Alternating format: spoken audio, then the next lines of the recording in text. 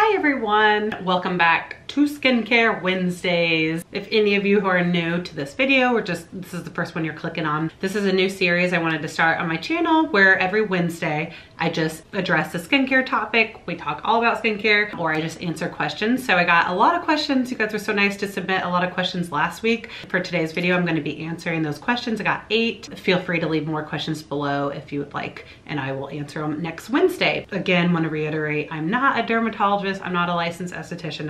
I'm all self-taught. I'm constantly researching skincare, so I just feel like I have a lot of knowledge with skincare.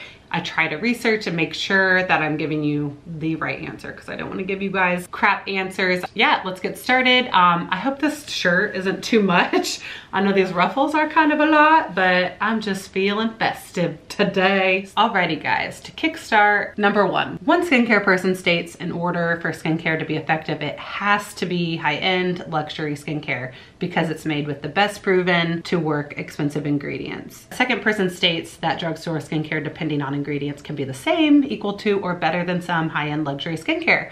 Who is right? I'm so confused. Okay, I personally would never say you have to buy only high-end for it to be effective because I think in today's day, the game has been changed. I think it's anyone's game. I think drugstore can be very effective. For instance, you can go to Walgreens or CVS and get prescribed Different Gel, which I used to be on when I was in my teens for acne, and it's very good for anti-aging. So you can get that for like 11 bucks at the drugstore. I also think The Ordinary has kind of changed its skincare game. The Ordinary is a skincare line that's super affordable. I think it's great for beginners, but I even think it's great no matter what age. The only area where like people would have concerns or like even dermatologists would not recommend it is the dermatologists, they prescribe medical grade ingredients that have been researched, been tested for years. They are not going to recommend The Ordinary because to them, I think The Ordinary products, and you know, it is true, The Ordinary products are diluted and not as strong as compared to medical grade products. But I think if you're new, if you're young, or if your skin's very sensitive, I think The Ordinary is a great place to start. Take it from me, like I'm in my 20s still, and I have very sensitive skin. I'm pregnant. I personally do not want to be on medical grade products right now. I think that's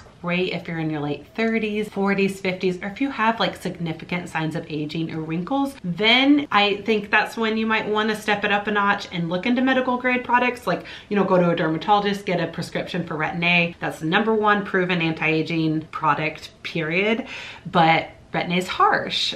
There's a lot of side effects to that. I was prescribed on Retin-A when I was 12 years old. And honestly, I would never recommend that to you unless you are in your 30s. It's just so harsh and not necessary. You know, if you don't have significant wrinkles, I don't think that is the product to go for to prevent them. I think that's great once you have signs of aging, but I think like there are other ingredients like antioxidants and different acids to prevent that and exfoliate your skin rather than jumping into Retin-A. Medical grade brands like Skin Medica and Obagi, IS Clinical, and these luxury expensive brands, a lot of them, some of them have like patented like maybe one ingredient here or there that is just exclusive to that brand, and they have the right to it. They can hike up the price because they can. Honestly, a lot of these drugstore brands have the same base of ingredients. They just might be missing like that one marine botanical or that one like acid, or I don't know. But a lot of drugstore do have the same base, and you can get very effective results with drugstore. So it's very difficult to say, oh yeah, you just need high end. But a lot of dermatologists are going to stick with the fact that they do only recommend those strong medical grades because they think those are the only ones that are most effective. And it's true, you know, the stronger that ingredient is, the more effective it's gonna be. So like these lines, again, like Skin Medica and Obagi, they are gonna be effective, but like for someone like me, I would never be able to put that on my face because it is so harsh and my skin would just get so raw, cracked, irritated, oversensitized. So, you know, maybe when I'm in my 40s and 50s, I will try to visit that again. But I like a more like hydrating, conditioning, gentle approach to my skin rather than, you know, like over exfoliating it. And a lot of this is trial and error. You know, if you are someone who has spent like $10 here on a drugstore serum, $20 here on a drugstore cream, and you just have bought cream after cream after cream from the drugstore and have seen no results, then maybe it is worth your money to purchase one luxury high-end medical grade ingredient and serum, you know, rather than $10 here, there, you know, that adds up and that's wasted money. Maybe you should buy like one $80 medical grade retinoid or serum or go to the dermatologist and get prescription retin-A. Let me know like products you're deciding from. If you could tell me more about your skincare, I could help you pick like one perfect product. But again, if you're new to skincare, I don't think you have anything to lose by starting out on The Ordinary. They have an incredible glycolic acid that's great at exfoliating your skin. They have lactic acid, which is more mild, and then they have their retinoids. They also have alpha lipoic acid, which is great at just turning over your skin cells. They have a great AHA, BHA peeling solution. So I think like affordable wise, you really get a lot for your money and they are effective. The only thing is, you know, if you're already used to like medical grade retinoids, then I don't know if you'll see results with The Ordinary. But if you've never tried a retinoid, then I would say start off with The Ordinary retinoids. They have like 5 different ones with 5 different strengths. So I don't think you have anything to lose by going for The Ordinary. It is so affordable and it's effective. But you know, of course I understand Skin Medica, Obagi, very effective. Don't get me wrong, very effective. So a lot of it is personal preference. You gotta look at your skin, figure out what your skin needs, but I don't think anyone is right to say only luxury or only drugstore. I think every brand has their pluses and minuses, and it just depends what you are looking for, what your skin can handle. So, and what you can afford. So I'd be happy to suggest like products, or if you want me to compare like The Ordinary, and I keep saying The Ordinary because it's my favorite affordable brand. I have not tried out a lot of Neutrogena or LA. If those are the products you like, I would say for anti-aging, it's about ingredient preference. So you really want to look for products that contain retinoids. Many drugstore products contain. So bottom line, both are right. Everyone has their personal preference. So if you're using Skin Medica or Obagi, of course that's gonna be your holy grail. Of course you are gonna love that. If you're using The Ordinary and you're seeing results, then good for you. That's your product. So you gotta figure out what works for you and understand every brand has a lot to offer, okay? Second question, I derma roll my face with a 1.5 needle every 6 weeks. I also do TCA peels and Jessner peels. How long should I wait after derma rolling to do a peel? So the rule of thumb for that, you wanna derma roll every 6 weeks. You don't wanna do it sooner. You wanna truly be careful with this because too much exfoliation is harmful. And the same goes for chemical peels. You don't want more than 5 chemical peels a year. I would honestly say wait at least 6 weeks for your skin to just truly heal because you don't want to over exfoliate. And you know, a good way to space it out, for every 2 derma rolls, then get your peel because you don't want to get too many chemical peels, you know? So derma roll, wait 6 weeks. Derma roll, wait, and then get your chemical peel. And then repeat that cycle. After your chemical peel, wait 6 weeks, derma roll, 6 weeks, derma roll, and that should get you like 4 to 5 chemical peels. You want to truly be careful with the chemical peel. You want your skin in the healthiest state it can. You don't want it irritated in any way. It's truly different for everyone though, how quickly your skin heals, but 6 weeks is more than enough time. Okay, what are ingredients that promote whitening and brightening? It would be great to learn about this. I know vitamin C is good, but are there other things I can do for my hyperpigmentation? Okay. Couple notes about this. Number one, the thing with hyperpigmentation and melasma is you have to be consistent. You have to consistently be exfoliating your skin and applying these whitening ingredients to see results. And it's something that once you see results, you cannot stop. I'm not even gonna touch base on lasers. There's Fraxel and IPL lasers you can do to truly help zap that pigment and get down to that pigment because the pigment is so deep down in there. But number one, before I get into ingredients, is sun care.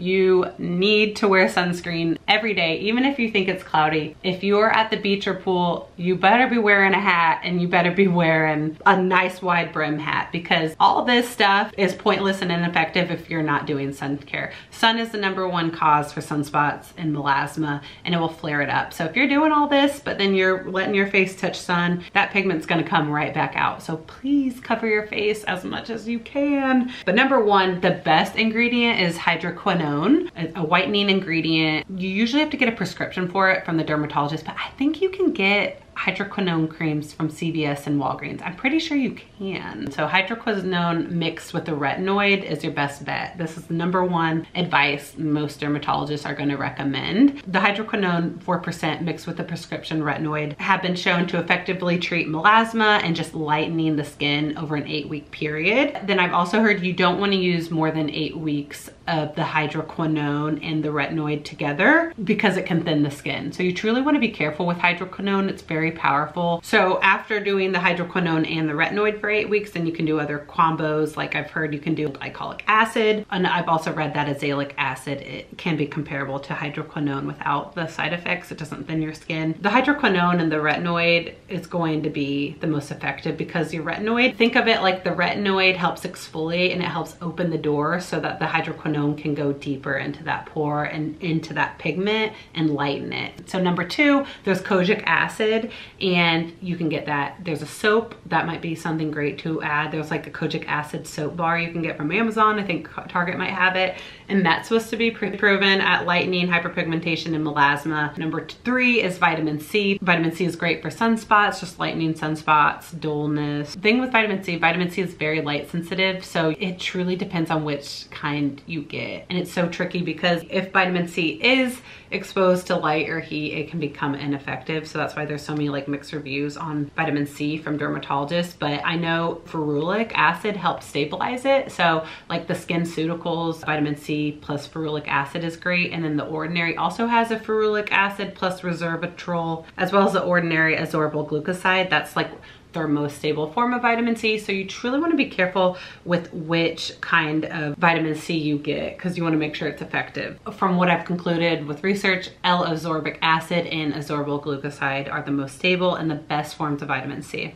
I recommend applying vitamin C in the AM. It's a great booster for your sunscreen. It's loaded with antioxidants, so it will protect from environmental damage and it will help prevent sunspots during the day. And then PM, use your hydroquinone cream with your retinoid, and that is the best. I also have glycolic acid, which is an AHA, and this is an exfoliator, so this will help speed up the rate of skin cell turnover, which also decreases wrinkles and decreases pigment. It increases collagen. So what it does is it's going to exfoliate the top layer of your skin. When you have that top layer of your skin exfoliated, other products can penetrate deeper. You can tone with glycolic acid and then go in with the hydroquinone cream and the retinoid. You truly want to be careful. You want to space out the time between each product just to make sure, because I've heard acids and retinoids together aren't the best combination because acids are so acidic and retinoids aren't. So you want to make sure your skin balances out. I've heard acids can cancel out retinoids and just kind of make them ineffective, but others have said no, they boost the absorption of retinoids. So I think if you do apply the glycolic acid, you want to wait like at least 10 minutes before applying the next product just to let your skin's pH balance out. Lastly, the last ingredient is azelaic acid. This is something that is going to be safer than hydroquinone. It's been proven to act like hydroquinone, and it's proven to work better than vitamin C. It's great, especially if you have acne prone skin and if you have acne, because it also helps zap acne. It helps with rosacea, it helps lighten freckles, sunspots. This was an interesting article I found in a study of hydroquinone compared to azelaic acid over a 6-month period. There were no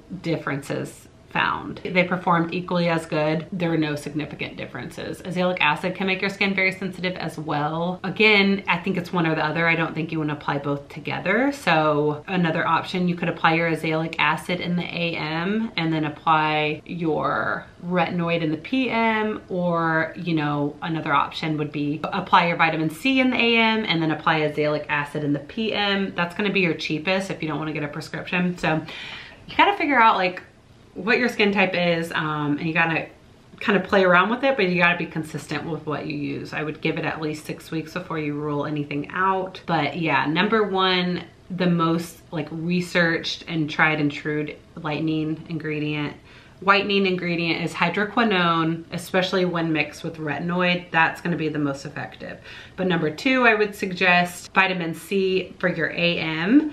And #3, I would, as an alternative, azelaic acid, because it's been proven to be a great lightening ingredient. I don't think it's as harsh as retinoids or hydroquinone. And then glycolic acid is another option. The Ordinary has a great one. That Pixi Glow Tonic is great as well. And then lastly, if you have a lot of money to spend, you can get lasers and that will truly take care of the pigment. Yes, I hope this helped. I'd be happy to help you figure out. I know that's kind of like two different options and that can be confusing. I don't know what you've tried. If you are brand new, the most effective is going to be the hydroquinone and the retinoid, but if you truly don't want to go to a doctor or get a prescription, then try out the Ordinary's azorable glucoside for the AM and their azelaic acid for the PM and see how that works. Okay, next question. Do you have any Korean-based brands that you can recommend? And this is from my beautiful YouTube friend from Hawaii. Oh girl, I used to be on that Korean train last year. I tried many Korean products and I currently don't use any Korean products just because for my skin type, I don't do well with Korean products. I found that a lot of them contain alcohol and fragrances, but I am ridiculously sensitive and ridiculously ingredient picky. So for you, what I've concluded, my favorite brands, and I have a couple of suggestions because I have different products from these brands. So I really liked the All Balm cleanser. This is like the makeup remover and cleanser from Heimish. You can get that from ololly.com, maybe even Soko Glam. That's another website, a Korean website I liked, and then Amazon should have it too. And then my favorite, most luxurious Korean brand would be Huxley because I really like their oils. They have this, I think it's just their oil essence by Huxley, and it contains Sahara prickly pear seed extract. I think was just like the most luxurious sounding name. I was like, what is prickly pear? And it's just supposed to be insanely good for hydration and a boost of antioxidants.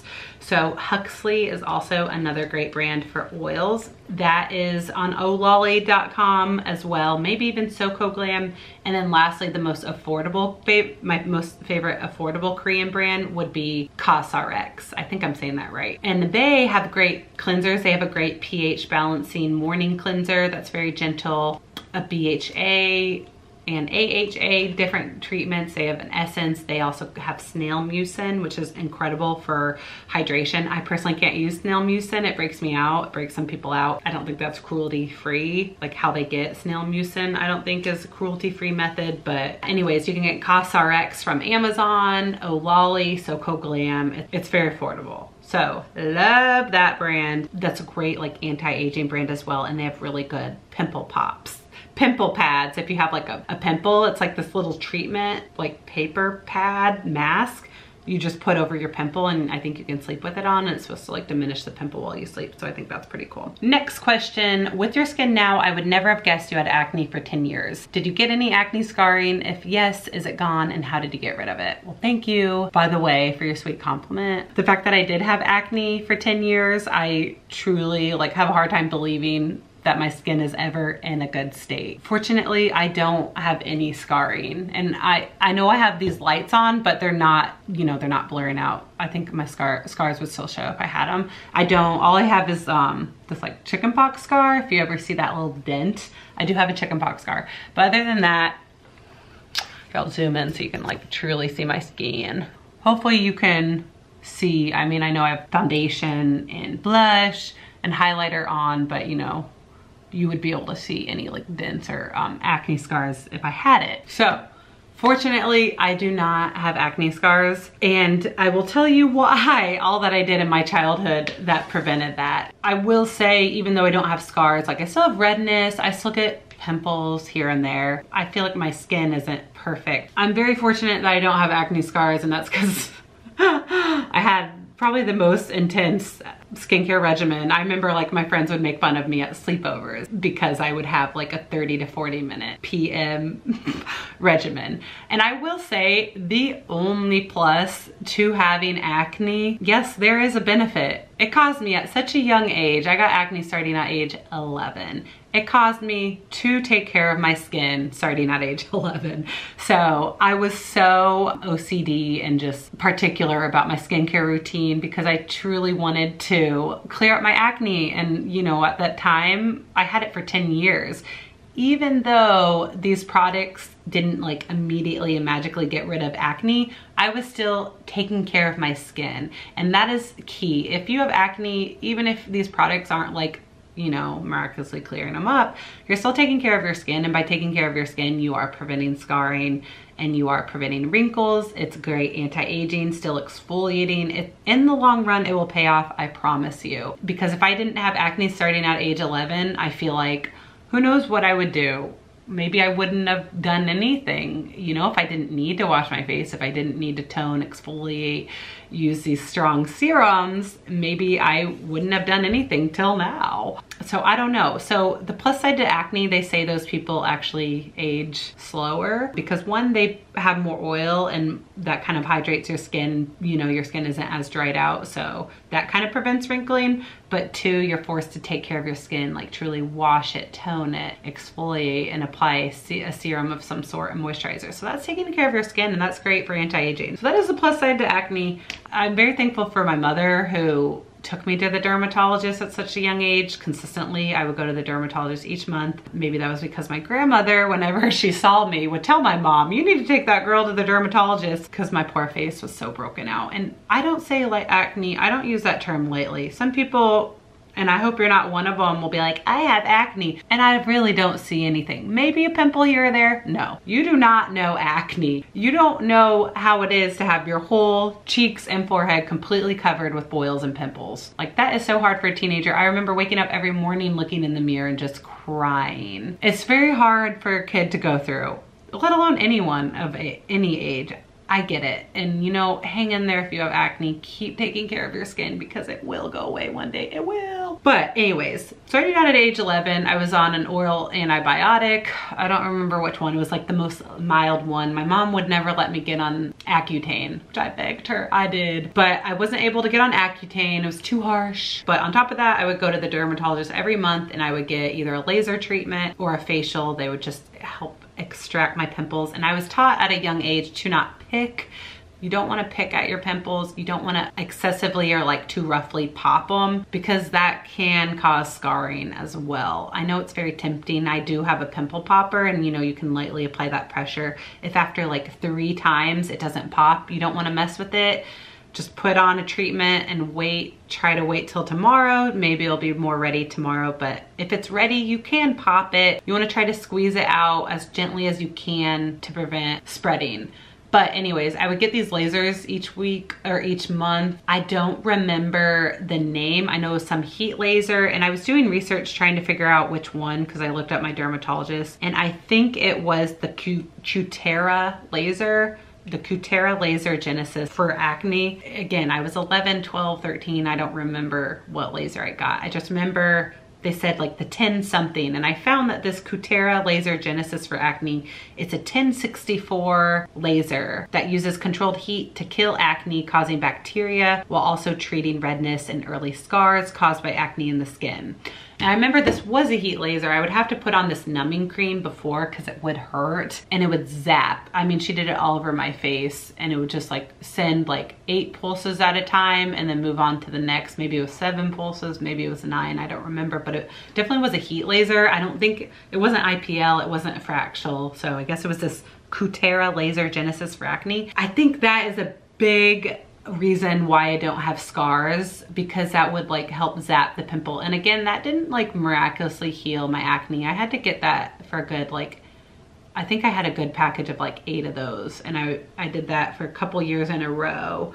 But that definitely helped like control oil, and it definitely did diminish a lot of pimples and help prevent scarring. So I understand if you can't afford lasers, if that's not an option. Taking care of your skin alone by exfoliating will truly help. I also, the dermatologist recommended I use those Dr. Dennis chemical exfoliating pads. I still use them to this day. I have the most gentle kind. There's like 3 different strengths. So those exfoliating pads, the most like strong one has like salicylic acid, I think lactic acid and glycolic acid. Glycolic especially is good for acne, and salicylic. These are exfoliating pads. It's great to exfoliate because that just continually gets off the dead layer of skin. I would apply those pads in the PM, and then I was on prescription Retin-A and prescription Differin. I think I was even on clindamycin. I don't know if that was the oral antibiotic I took or if that was a cream, But that was something I would alternate with the Differin and the AM. So I applied the Differin in the morning and the Retin-A in the PM. Again, I was 11, 12, 13, 14, 15 while using this. And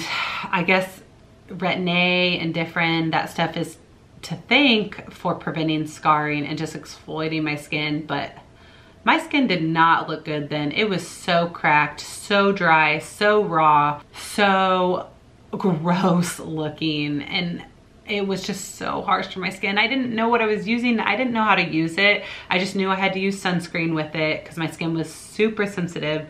On top of that, I was using these Dr. Dennis Gross chemical peel pads, which just killed my skin. And you know, at the time I thought your skin needed to burn to feel like you were like zapping that acne and killing all that bacteria and stuff. But my skin was not in a good state, and I don't know if that's what like oversensitized it, and now I just want the most gentle approach to skincare as possible because I just think that's too young to be on Retin-A. I think Retin-A is so harsh, and I think it's great when you're in your like 30s, 40s, 50s, 60s, but I wouldn't recommend it under your 20s. But again, that's what's recommended if you have acne, so if your dermatologist recommends it, great.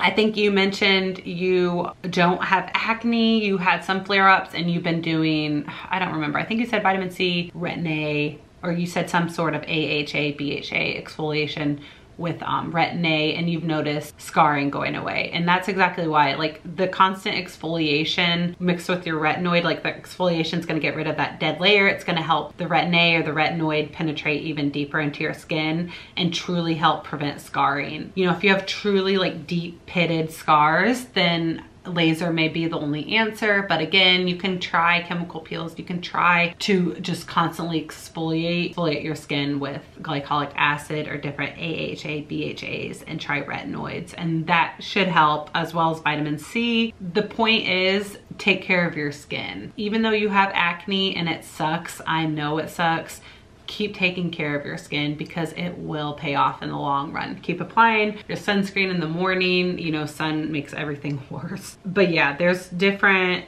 treatments you can do to truly help with that. But you know, if you can't afford that, I would recommend check out the Ordinary brand.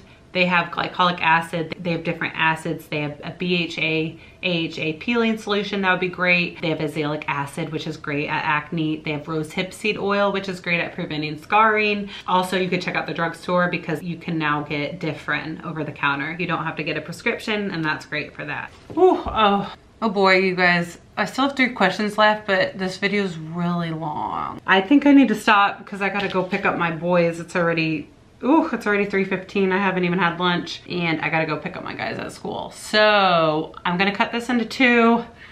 I'm so sorry if I didn't answer your questions. I have 3 left and I will answer them. I just don't want this video like over an hour. So if you have any more questions, please leave them below and I will answer them next Wednesday. Thank you guys so much for tuning in. I hope I helped you guys out and answered your questions. Let me know if you have any more. I'll see you next week. Mwah.